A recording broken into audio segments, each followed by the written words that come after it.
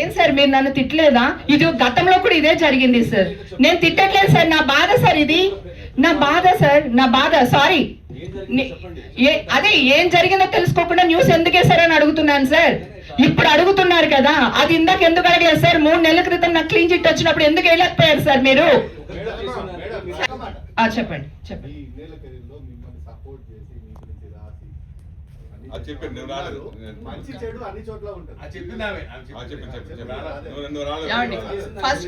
First హేమకి బిరుదు రావడానికి, హేమ జనాల్లోకి వెళ్ళడానికి, హేమ కవ్వడానికి కారణం మీరే.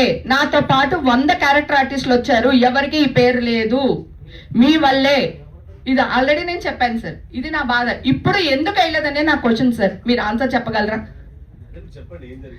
నేను జరిగింది చెప్పాను కదా, నా క్లీన్ షీట్ వచ్చింది, ఇలా వెళ్ళాను, బ్లడ్ టెస్ట్ ఆ రోజే చేశారు, మీరు ముందే పాజిటివ్ వచ్చిందని ఎలా చేశారు? ఇవి అడిగాను కదా సార్, మీరు సమాధానం చెప్పండి సార్, ఎందుకు జరిగింది? థ్యాంక్స్ అండి, దాని గురించి నాకు ప్రాబ్లం కాదు. మిమ్మల్ని అంటే మీ స్కిన్ కాపాడుకోవడానికి రియాక్ట్ అవుతున్నారు కదా, నా స్కిన్ ఇంపార్టెంట్ కాదా? నా ఫ్యామిలీ ఇంపార్టెంట్ కాదా? మీకెలా మీ వైఫ్ పిల్లలు ఉంటారో నాకు నా బిడ్డ ఉంటుంది కదా సార్.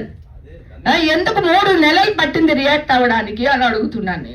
నేను బయటకు వచ్చి, నేను మీ ఛానల్స్ చుట్టూ తిరిగి, నేను తిట్టలేదు సార్, మీరు లేకపోతే నేను లేను, అలాగే మా ఇండస్ట్రీ లేకపోతే కూడా లేరు సార్. మీరు గుర్తుపెట్టుకోండి, ఏదో ఒక న్యూస్ మా మీద వేయబట్టే కదా మేము పాపులర్ అవుతున్నాము, మీకు జీతాలు వస్తున్నాయి.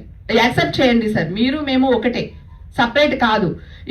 ఇంకొకటి సార్ మాట్లాడారు కనుక ఒకటి చెప్తున్నా. ఇప్పుడు 100 మంది మేము పార్టీలకు వెళ్తాం కదా సార్, 100 మంది పార్టీలకు వెళ్ళినప్పుడు ఒక్కళ్ళ 2 ఆర్టిస్టులు ఉంటారు సార్, లేదా ఒక్కళ్ళ 2 డైరెక్టర్ ఉంటారు, లేదా ఒక్కళ్ళ 2 ఎవరో సినిమా వాళ్ళు ఉంటారు. ఓకే, సినిమా వాళ్ళు మరి ఒక ఇది ఏంటి సార్? సినిమా వాళ్ళు గాజు బొమ్మలం సార్, మేము చిన్న రాడిచ్చు కొట్టినా పగిలిపోతాం సార్ మేము. ఇది మీకు న్యాయం అనిపిస్తుందా సార్? ఇది కాదు కదా సార్. ఇప్పుడు నెగిటివ్ న్యూస్, నేను చాలా మందితో మాట్లాడాను సార్, జర్నలిస్టులతో, చాలా మందితో, పెద్ద పెద్ద వాళ్ళందరితో మాట్లాడాను, ఛానల్స్ వాళ్ళతో మాట్లాడాను. ఏంటది, మంచి న్యూస్ వేస్తే ఎవరు చూస్తారమ్మా, ఎవరు చూస్తారమ్మా అని మీరే మాట్లాడుతున్నారు సార్. ఎక్కడికి వెళ్ళిపోతున్నాం సార్ మనం? సరే అండి, థ్యాంక్ యూ సో మచ్ నాకు ఈ అవకాశం ఇచ్చినందుకు. అలాగే ఇండస్ట్రీలో నాకు చాలా మంది హీరోలు వీళ్ళందరూ చాలా చాలా సపోర్ట్ చేశారు యాక్చువల్గా.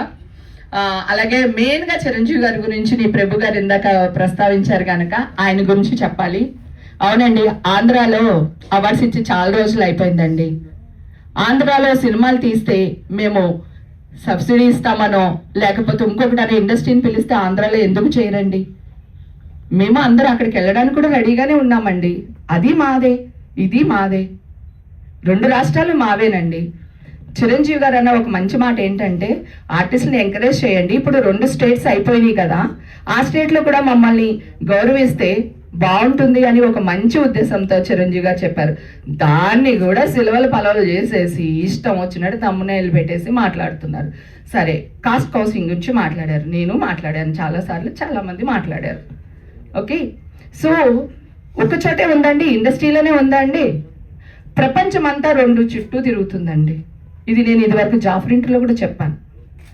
ఓకేనా, ఒకటి డబ్బు చుట్టూ తిరుగుతుంది, ఇంకోటి దేని చుట్టూ తిరుగుతుందో మీకు తెలుసు. సో ఎప్పుడు మనం మాట్లాడి ఇవే టాపిక్స్ మాట్లాడతాం. ఎందుకు ఇండస్ట్రీనే ఫోకస్ చేస్తారు? వందల మంది మన చుట్టూ ఉంటారు, ఇండస్ట్రీలో ఉన్న వాళ్ళు ఒక్కళ్ళే ఉంటారు. ఆ ఒక్కళ్ళ గురించి ఎందుకు వేస్తారు? ఒక సినిమాలో ఎవరో ఒక అమ్మాయి చేస్తారు, లేక ఒక అబ్బాయి చేస్తారు, ఆ అబ్బాయి ఇండస్ట్రీ అమ్మాయి, ఇండస్ట్రీ అమ్మాయి, ఇండస్ట్రీ అమ్మాయి కాదండి. మేము మీ వాళ్ళమేనండి, మీరు లేకపోతే మేము లేము, మీ పబ్లిసిటీ లేకపోతే మేము లేము. అలాగే మా సినిమాలు మేము లేకపోతే కూడా మీకు ఇబ్బందే కదండి. సో ప్లీజ్ అండి, దయచేసి మా ఎవరైతే సినిమా ఫ్యామిలీస్ ఉన్నామో మేము చెప్పే మనోవేదనో లేకపోతే మా భావమో దాన్ని బూతుగా చేసి వేరేలాగా ప్రచురించొద్దని కోరుకుంటున్నాను. అరే తప్పు సార్, నన్ను కావాలంటే క్షమించండి, మీ అందరి కాళ్ళు పట్టుకుని లాస్ట్ లో క్షమాపణ అడుగుతాను, కానీ ఇది కరెక్ట్ కాదు సార్. సరే సరే, 100 మంది నిర్దోషులు తప్పించుకుంటా పర్వాలేదు కానీ అది నేను తప్పు మాట్లాడుతున్నాను. మళ్ళీ వీళ్ళు ఇదే వేసి చంపుతారు. ఒకసారి మీ నోట్తో చెప్పండి. Thank you. మళ్ళీ నేను ఇంత బాధపడింది నా ఎమోషన్ వదిలేస్తారు. నేనే చెప్తాను. 100 మంది పర్లేదు, 100 మంది దోషులు తప్పించుకున్నా పర్లేదు, ఒక నిర్దోషి కూడా శిక్షించబడకూడదు.